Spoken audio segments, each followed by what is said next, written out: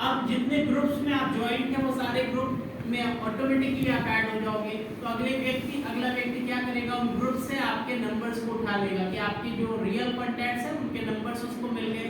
अब अगला व्यक्ति 2 स्टेप वेरिफिकेशन इनेबल कर लेगा व्हाट्सएप पे। व्हाट्सएप पे एक ऑप्शन होता है 2 स्टेप वेरिफिकेशन इनेबल करने का। इससे क्या होगा, इससे जब आप अपना खुद का व्हाट्सएप चलाना चाहेंगे तो आप खुद स्ट्रगल करेंगे आपके ओरिजिनल व्हाट्सएप को चलाने में।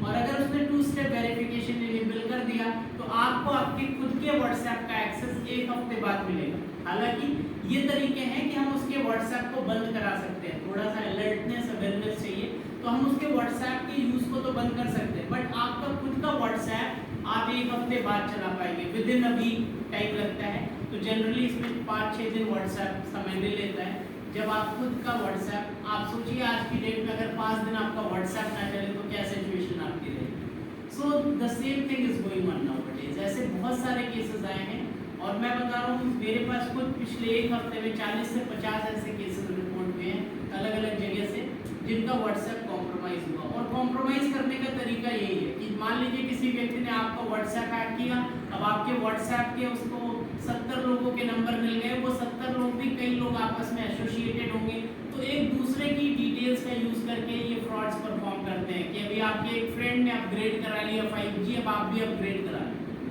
तो लोगों को लगता है, कॉन्फिडेंस फील आता है कि ये व्यक्ति ऐसा कर रहा है तो क्यों ना हम करें।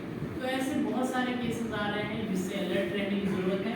कोई व्यक्ति आपको फोन करके कहे इंटरनेट स्लो चल रहा है, उसकी बात मानने की जरूरत नहीं है, कोई कोड डायल करने की जरूरत नहीं है, क्योंकि कॉन्फिडेंस में लोग आपको लेने के लिए अलग अलग बातें कहेंगे। जैसे मैं आपसे OTP तो नहीं मांग रहा हूँ सर, अब आपको लगेगा OTP नहीं मांग रहा है, बात तो सही कह रहा है, तो आप उसकी बात पे ट्रस्ट करने लग जाओगे। जितने भी फ्रॉडस्टर्स होते हैं ये कोई बहुत बड़े हैकर नहीं होते, ना ही इनको बहुत अच्छी हैकिंग की नॉलेज होती है। ये लोग क्या होते हैं, ये अच्छे सोशल इंजीनियर्स होते हैं जिनको थोड़ी सी टेक्नोलॉजी की नॉलेज होती है और थोड़ी सी नॉलेज होती है सोशल इंजीनियरिंग की। इनको पता होता है कि कैसे किसी व्यक्ति को हमें कन्विंस करना है, उनको आपको कन्विंस करना आता है और इसी का फायदा उठा करके लोग आपके साथ फ्रॉड परफॉर्म करते हैं। तो आप सबको इससे अलर्ट रहने की आवश्यकता है। ये तो हमने बात करी व्हाट्सएप है। आज की डेट में मैं ये बात अपनी हर एक कॉन्फ्रेंस में करता हूँ, जहाँ भी मैं जाता हूँ मैं ये बात ज़रूर कहता हूँ कि हम में से 98% लोग जो डेबिट कार्ड का इस्तेमाल करते हैं उनको डेबिट कार्ड का इस्तेमाल सिक्योर वे में करना नहीं आता, और उस 98% में आप लोग भी इंक्लूड हैं। अब आप सोचेंगे हम कैसे इंक्लूड हो सकते हैं, हम तो बेसिक चीज़ें जानते हैं डेबिट कार्ड के बारे में, क्रेडिट कार्ड के बारे में। तो मैं आपको कुछ केस बताता हूँ जिससे आपको समझ आएगा कि कैसे डेबिट कार्ड का इस्तेमाल मिसयूज कैसे हो सकता है, किस लेवल पे हो सकता है।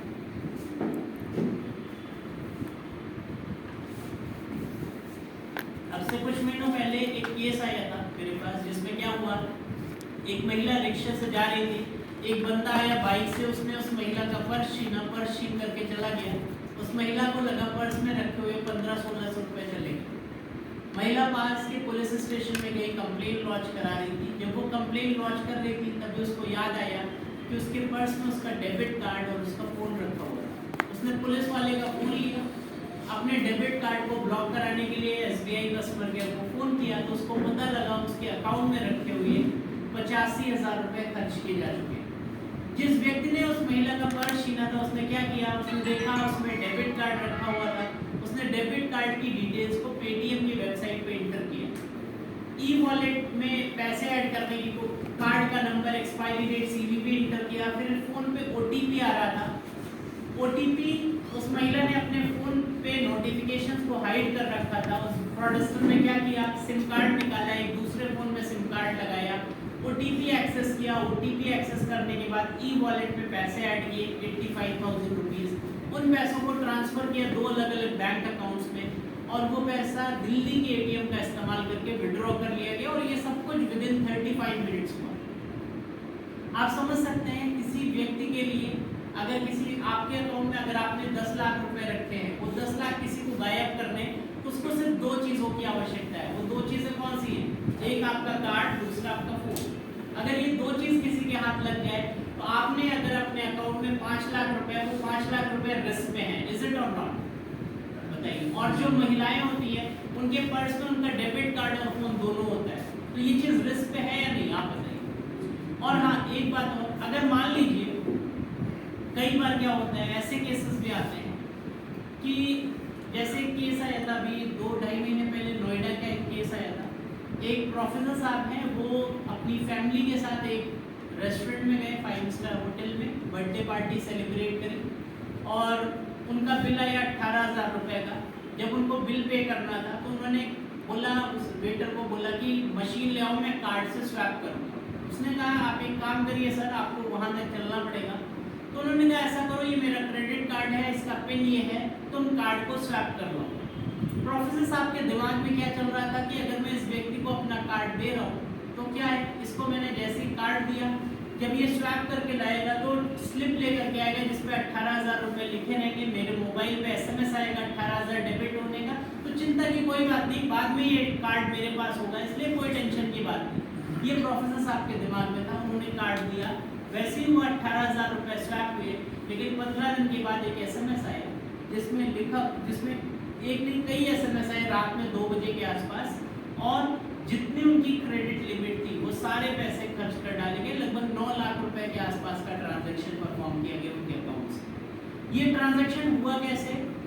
अगर हम इंटरनेशनल गेटवे का इस्तेमाल करें तो इंटरनेशनल गेटवे में OTP की कोई आवश्यकता नहीं होती, बिना OTP के भी ट्रांजैक्शंस परफॉर्म किए जा सकते हैं। सिर्फ 3 डिटेल चाहिए होती है, कार्ड का नंबर, एक्सपायरी डेट, CVV। अगर किसी के पास क्रेडिट कार्ड का नंबर, एक्सपायरी डेट, CVV है तो आसानी से अगला व्यक्ति शॉपिंग परफॉर्म कर सकता है बिना OTP के। तो ऐसे तमाम केसेस मेरे पास हैं जो मैं आपको बता सकता हूँ जिसमें इसी तरह से फ्रॉड्स परफॉर्म किए जाते हैं। और कई बार जब आप मॉल्स पे जाते हैं, पेट्रोल पंप्स पे जाते हैं, मैं हर शॉप की बात नहीं कर रहा हूँ, बट कई बार आपकी जो कार्ड डिटेल्स होती है, स्पेशली क्रेडिट कार्ड डिटेल्स, ये कॉम्प्रोमाइज़ हो जाती हैं और कॉम्प्रोमाइज़ होने के बाद डार्क वेब पे इन डिटेल्स को सेल आउट कर दिया जाता है। डार्क वेब पे तमाम ऐसी वेबसाइट्स हैं जहां हो सकता है आपके कार्ड का नंबर, एक्सपायरी डेट, CVV बिक रहा हो। आपकी कार्ड की लिमिट अगर 5 लाख रुपए है तो 5 लाख की लिमिट का कार्ड हो सकता है US का कोई व्यक्ति 50,000 रुपए में खरीद ले, जिसमें 5 लाख की उसको लिमिट कंज्यूम करने को मिलेगा। इसी तरह $50,000 की लिमिट का कार्ड $5,000 में कोई इंडियन सिटीजन खरीद सकता है। ऐसी तमाम वेबसाइट्स डार्क वेब पे हैं जहां बेईमानी का काम भी ईमानदारी से होता है। वो लोग क्या करते हैं, आपका डेटा सेल आउट करते हैं। वो डेटा मिलता कहाँ है? जब आप शॉपिंग मॉल्स में जाते हैं, अपना कार्ड दे देते हैं, स्वैप होता रहता है, वो डेटा जाता रहता है। तो बचने का तरीका क्या, हम कैसे अपने आप को बचा सकते हैं कि अगर कार्ड और फोन किसी के हाथ लग जाए, अगर मेरा कार्ड फोन यहाँ रखा है, मेरे अकाउंट में 10 लाख रुपए है, तो ये 10 लाख खुले में रखें, कोई भी व्यक्ति चाहे इस पैसे को ले जाए। इससे बचने का तरीका क्या है? आपके कार्ड के पीछे 3 डिजिट का एक CVV कोड लिखा होता है। इस CVV कोड को अपने दिमाग में याद कर लीजिए या घर की किसी सीक्रेट डायरी में लिख के रख लीजिए और परमानेंट मार्कर से CVV को ब्लैक कर दीजिए। अगर आप CVV को ब्लैक कर देंगे, इससे कार्ड को स्वैप करने में कोई प्रॉब्लम नहीं आएगी, कैश विड्रॉल करने में कोई प्रॉब्लम नहीं आएगी।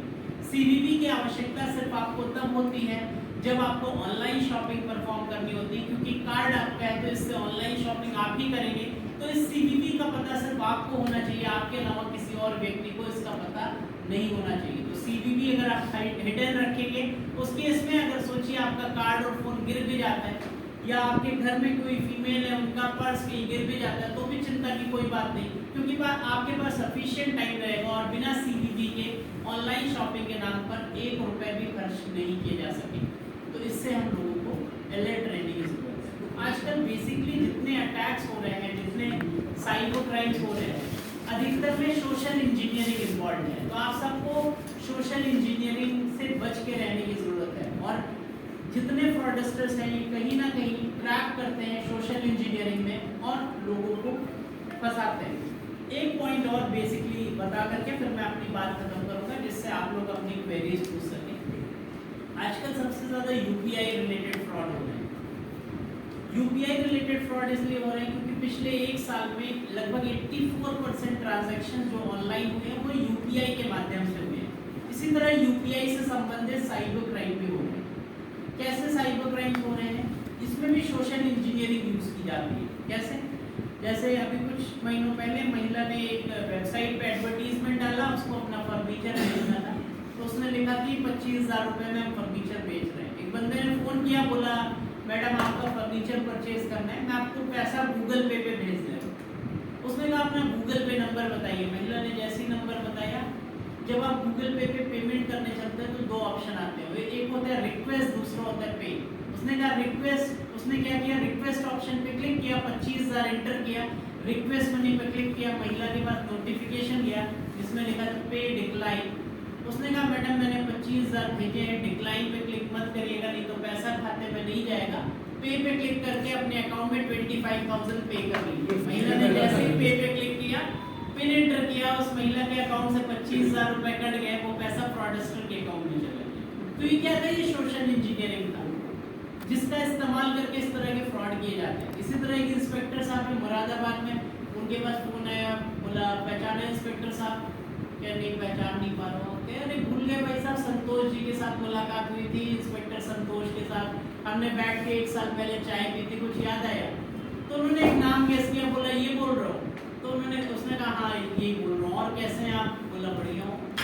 बोले ऐसा है, मैंने संतोष जी से पैसे लिए थे 50,000, उनको वापस करने थे, बट उनके अकाउंट में कुछ प्रॉब्लम चल रहा था तो उन्होंने कहा था आपको वापस कर दो। तो आप एक काम करिए, मैं आप कोई व्हाट्सएप नंबर बताइए जिस पे QR कोड भेज दे रहा हूँ, उसको जैसे ही स्कैन करेंगे 50,000 आ जाएगा, संतोष जी को दे दीजिएगा। उन्होंने कहा ठीक है। वाइफ का व्हाट्सएप नंबर दिया, जैसे कोड आया उन्होंने उसको स्कैन किया, स्कैन करने के बाद पिन एंटर किया, अकाउंट से 50,000 कट गए। तो उन्होंने कहा इंस्पेक्टर साहब ने तुमने कहा था पैसे आएंगे, पैसे कट गए। तो उसने कहा लगता है आप नए गूगल पे यूज़ करना शुरू किया आपने, गूगल पे ज़्यादा आपको चलाना नहीं आता क्या? तो उन्होंने कहा मैं तो एक सामान्य यूज़र हूँ, बहुत ज़्यादा तो नहीं आता, थोड़ी बहुत जानकारी है। उसने कहा ज़रूर इसी वजह से आपसे गलती है, आप एक काम करिए, इस कोड को दोबारा स्कैन करिए, जो पैसा गया है वो वापस आ जाएगा। उन्होंने उस कोड को दोबारा स्कैन किया, क्योंकि ये टेंडेंसी हो जाती है कि जब किसी का पैसा जाएगा, अगला व्यक्ति कहेगा कि तुम्हारा 10,000 गया वापस आ जाएगी, ये काम कर लो, उसके चक्कर में 10,000 और चला जाता है व्यक्ति का। फिर अगला व्यक्ति लालच देता है कि 20,000 जो गए हैं ये वापस आ जाएंगे, इसमें 10,000 और डाल दो। तो इसी तरह से करते करते लोग पूरे पैसे अपने खत्म कर देते हैं। मेरे पास ऐसे केसेस आए हैं जिसमें 88 लाख रुपए एक व्यक्ति ने दे दिए, इसी तरह से करके 88 लाख रुपये, थोड़ा थोड़ा पैसा। तो इसके बाद में क्या हुआ, उन्होंने कहा कोड को दोबारा स्कैन किया, फिर से 50,000 कट गया। फिर उन्होंने कहा कि तुमने कहा था आ जाएगा, ये गलत कर रहे हो। तो उसने कहा कि आप एक काम करिए, ज़रूर अकाउंट में कुछ दिक्कत होगी, आप एक काम करो, किसी दूसरे फ़ोन से इसको स्कैन करो। उन्होंने अपनी बेटी के फ़ोन से स्कैन करने जा रहे थे तो उनकी बेटी ने समझाया पापा पैसा कट जाएगा। उन्होंने कहा तुम्हें कुछ नहीं पता। उन्होंने जैसे ही पिन एंटर किया, इस बार इनसफिशिएंट बैलेंस लिख के आ गया, क्योंकि कोड था 50,000 का, अकाउंट में थे 47,000 रुपये, तो इस बार पैसा नहीं कटा। फाइनली जब इस केस का इन्वेस्टिगेशन हुआ तो केस में क्या मिला कि वो व्यक्ति इंस्पेक्टर संतोष को दूर दूर तक नहीं जानता, ना ही ये वाले इंस्पेक्टर साहब को जानता था। उसने क्या किया, एक रैंडम नंबर फेसबुक पे सर्च किया, जैसे ही सर्च किया उसको एक प्रोफाइल मिली इंस्पेक्टर साहब की। उसने देखा उन्होंने लिख रखा था lives in Moradabad police line की कुछ फोटोग्राफ्स पोस्ट कर रखी थी। फिर उसने देखा कि कमेंट किसके किसके आते हैं इस फोटोग्राफ पे। तो उसने देखा इंस्पेक्टर संतोष हर 3-4 फोटो में से एक फोटो पे नाइस पिक लिख दिया करते थे। तो उसको समझ आया कि इंस्पेक्टर संतोष एक ऐसा नाम है, अगर इसका इस्तेमाल करके हम फ्रॉड करना चाहें तो आसानी से फ्रॉड परफॉर्म कर सकते हैं। तो इसी टेक्निक का इस्तेमाल करके ये फ्रॉड परफॉर्म किया गया। तो हमें आपको अलर्ट रहने की ज़रूरत है, स्पेशली यूपीआई फ्रॉड के बारे में। सर आप लोगों के माध्यम से मैं जनरल पब्लिक को चाहूँगा कि आप लोग इसके बारे में लिखेंगे तो लोगों तक मैसेज जाएगा। बचने का यूपीआई से फ्रॉड से दो चीज़ें ध्यान में रखनी चाहिए अगर यूपीआई फ्रॉड से बचना है। पहली चीज़, सबसे इम्पोर्टेंट चीज़, हाँ एक चीज़ और इसमें ऐड करना चाहूँगा जिससे रिलेटेड बहुत फ्रॉड हो रहे हैं। लोग क्या करते हैं, कस्टमर केयर के नंबर गूगल पे सर्च करते हैं, बट क्या होता है फ्रॉड करने वाला आदमी क्या करता है, मान लो किसी को एसबीआई के नाम पे फ्रॉड करना है तो अगला व्यक्ति क्या करेगा, एक वेबसाइट रजिस्टर करेगा, डोमेन नेम रजिस्टर करेगा SBI कस्टमर केयर India.com। जैसे उसने एक रजिस्टर कर लिया domain SBI customer care India.com, अब आपको लगेगा कि ये SBI की वेबसाइट है। फिर क्या करेगा, एक फ़ोन नंबर खरीदेगा 1867 बनेगा। जनरल पब्लिक परसेप्शन है कि 1800 वाला जो नंबर होता है वो कस्टमर केयर का नंबर होता है, बट ये ज़रूरी नहीं है। कोई भी व्यक्ति ऐसा नंबर खरीद सकता है 1800 वाला नंबर, तो इसका ध्यान रखना चाहिए। दूसरी चीज़, क्या करता है, वेबसाइट का एसईओ परफॉर्म करवाता है। एसईओ होता है सर्च इंजन ऑप्टिमाइजेशन। ये एक तकनीक होती है जिसके माध्यम से वेबसाइट को कुछ एसईओ एक्सपर्ट्स होते हैं जो क्या करते हैं, वेबसाइट को ऑप्टिमाइज कर देते हैं इस हिसाब से कि ऑर्गेनिक वे में वो वेबसाइट टॉप पे दिखने लगे। इसके बाद क्या होगा, जब आप 4-6 महीने बाद उस website SBI customer care search करेंगे तो फेक वाली वेबसाइट टॉप पे आने लगेगी। आप उस पर कॉल करेंगे, देखेंगे अगर मान लीजिए एसबीआई का फ्रॉड आपके साथ हो रहा है, आपने एसबीआई कस्टमर केयर सर्च किया, फिर से आपको एक फेक वेबसाइट मिली, 1800 वाला आपने नंबर मिलाया और उससे कहा कि मैं एसबीआई कस्टमर केयर से बोल रहा हूँ, तो अगला व्यक्ति कहेगा हाँ बोल रहा हूँ, बताइए। आपको कि मेरा पैसा कट गया, किसी ने फ्रॉड कर लिया, तो अगला व्यक्ति कहेगा मैं पैसा वापस कर दे रहा हूँ, आप एक काम करिए क्विक सपोर्ट ऐप इंस्टॉल कर लीजिए। क्विक सपोर्ट क्या है, जैसे टीम वीवर है, एनीडेस्क है, वैसे क्विक सपोर्ट है। क्विक सपोर्ट से लोग समझते हैं कि ये तुरंत सपोर्ट देने वाली है, बट लोगों को ये जानकारी देने की जरूरत है कि क्विक सपोर्ट भी रिमोट एक्सेस की एप्लीकेशन है। जैसे ही आप उस ऐप को इंस्टॉल करेंगे, अगले व्यक्ति कहेगा अपना बैलेंस दिखाओ कितना है, जिससे जब पैसा वापस करूँ आपको पता चल जाए। जब आप अपना बैलेंस चेक करोगे, वो देख लेगा 50,000 रखा है, तो आपसे कहेगा अपना कोई आईडी प्रूफ लाओ जिससे मैं समझ जाऊँ मैं ओरिजिनल व्यक्ति को पैसा वापस कर रहा हूँ। जब आपका ध्यान फोन की स्क्रीन से हटेगा तो अगले व्यक्ति उस पैसे को किसी अकाउंट में ट्रांसफर कर लेगा और फिर से फ्रॉड परफॉर्म कर लेगा। तो इसमें कुछ बातें ध्यान में रखनी चाहिए। पहली बात, गूगल पे दिखाई हुई हर एक चीज ओरिजिनल नहीं होती। गूगल क्या है, गूगल एक सर्च इंजन है। सर्च इंजन क्या करता है, अलग अलग वेबसाइट पे जो रिजल्ट रखा है उसी को उठा के दे देगा।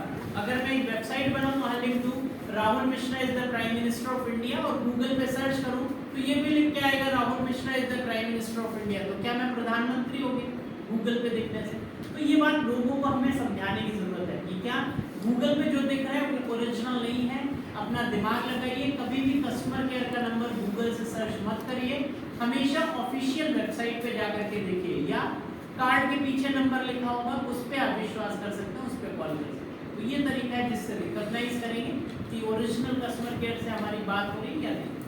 तो ये बेसिक चीज़ें हैं। और हाँ, यूपीआई फ्रॉड से बचने के 2 तरीके इंपॉर्टेंट हैं। पहला, कोई व्यक्ति कहे क्यूआर कोड को स्कैन करो पैसा आ जाएगा, तो आपको ध्यान में रखना चाहिए कभी भी क्यूआर कोड को स्कैन करने से पैसा आता नहीं है, हमेशा पैसा अकाउंट से जाता है।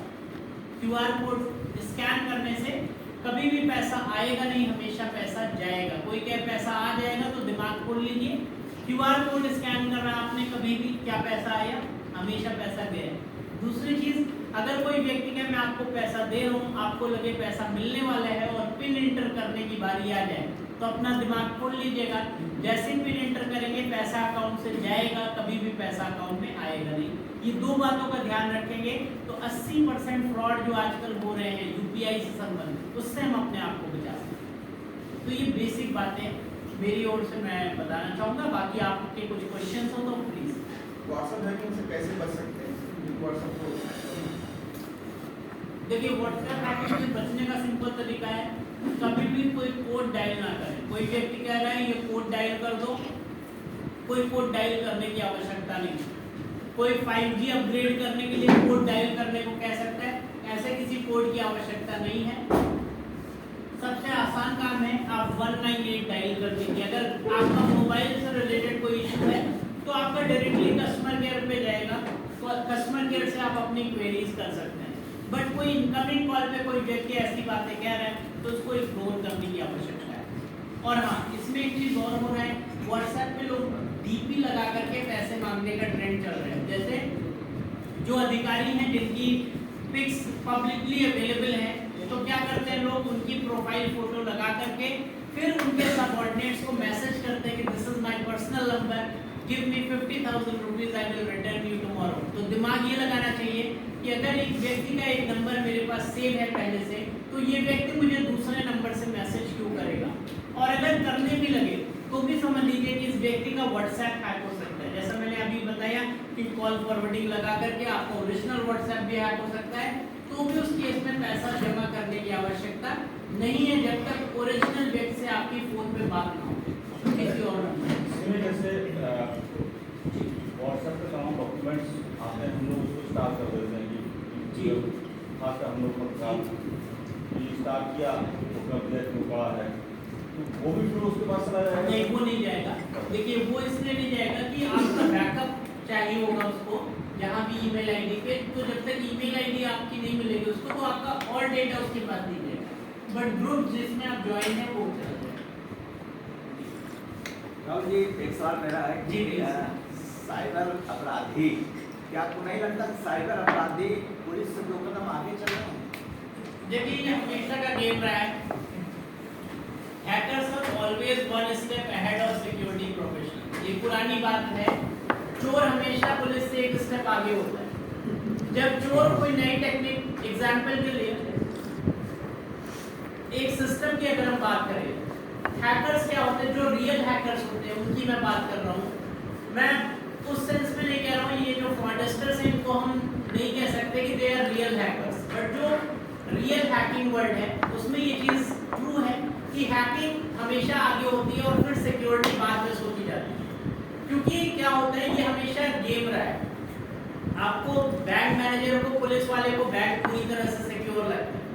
बैंक से चोरी हो जाती है, जब इन्वेस्टिगेशन होता है तो पता चलता है चोर ने विंडो एसी हटाया और अंदर इंटरकेट किया, पैसे ले गए। तो विंडो एसी क्या था, एक लूपहोल था जो ना पुलिस वाले को समझ आया ना बैंक मैनेजर को समझ आया। इसी तरह हमारे आपके सिस्टम में, वेबसाइट में, नेटवर्क में कुछ ना कुछ सिक्योरिटी लूपहोल्स होते हैं। हैकर्स क्या करते हैं, उन सिक्योरिटी लूपहोल्स को फाइंड आउट करते हैं। जब वो लूपहोल्स मिलते हैं फिर उसका पैच क्या हो सकता है ये सोचा जाता है। तो ये सब नेवर एंडिंग गेम है, ये तो हमेशा है। ये कहना चाहेंगे जैसे कि मान लीजिए अभी एक जामताड़ा सीरीज बनी, हम पता भी लगा लेते हैं कि फला आदमी ने पैसा ले लिया, उसके बाद पुलिस को भी पता लग गया कि वहाँ पैसा गया, मेरे अकाउंट से आपके में गया, आपने 2 और लोगों को ट्रांसफर कर दिया। तो ये प्रोसेस को पता ही है, बैंक को भी पता है। तो क्या आपके पास कोई ऐसी टीम होती है या आपके पास जैसे एथिकल हैकर होते हैं या ऐसी कोई टीम आप सपोर्ट करते हैं बैंक को या पुलिस को, जिससे कि ये आसानी से पता लगाया जा सके, 1 बार 2 बार लोगों को पकड़ा जा सके? ऐसे भी आप जानते होंगे ज़्यादातर मामले में लोग पकड़े नहीं जाते। लगातार अपराध बढ़ने का एक सिलसिला ये भी होता है कि अगर कोई अपराधी जब पकड़ा जाए तो लोग का वहाँ जामताड़ा पूरा गाँव खड़ा हो गया यही काम करने की। जी, इससे क्या करें? बिल्कुल। देखिए, सबसे इम्पोर्टेंट चीज़ है, अगर किसी के साथ कोई साइबर क्राइम हो, ये प्रॉब्लम बहुत पहले से आ रही थी। इनफैक्ट मैंने भी कई सारे ऑफिशियल से कोऑर्डिनेशन में न्यू दिल्ली में कई बार गया हूँ। तो वहाँ पे बेसिकली इसी वजह से एक 1930 नंबर जो लॉन्च किया गया है उस पर तत्काल कंप्लेंट करनी चाहिए। किसी के साथ भी फ्रॉड हो जाए, किसी का पैसा निकल जाए, 1930 लिख लीजिए। ये all India cyber crime helpline number है। देश के किसी कोने में किसी के साथ कोई फ्रॉड हो जाए, इसकी शिकायत तत्काल 1930 पे आपको करनी चाहिए। उस शिकायत को जब आप करेंगे तो इसके बाद आपके फ़ोन पे, आपके व्हाट्सएप पे एक SMS या एक व्हाट्सएप मैसेज आएगा जहाँ पे एक फॉर्म फिल करना होता है। फॉर्म में आपको ट्रांजैक्शन नंबर भरने होते हैं कि ट्रांजैक्शन ID क्या थी, किस डेट को ट्रांजैक्शन हुआ, कितने अमाउंट का ट्रांजैक्शन हुआ, तो वो फॉर्म आपको फिल करना होता है। जब वो फॉर्म आप फिल कर देते हैं तो PDF जनरेट हो जाता है। इसका मतलब आपकी शिकायत दर्ज हो गई है। उस केस में क्या होता है, वहाँ से एक टीम होती है जो सारी बैंक्स के नोडल ऑफिसर्स को उस अकाउंट से हो रहे फ्रॉड के बारे में इन्फॉर्म करती है और अकाउंट को तुरंत फ्रीज कराया जाता है।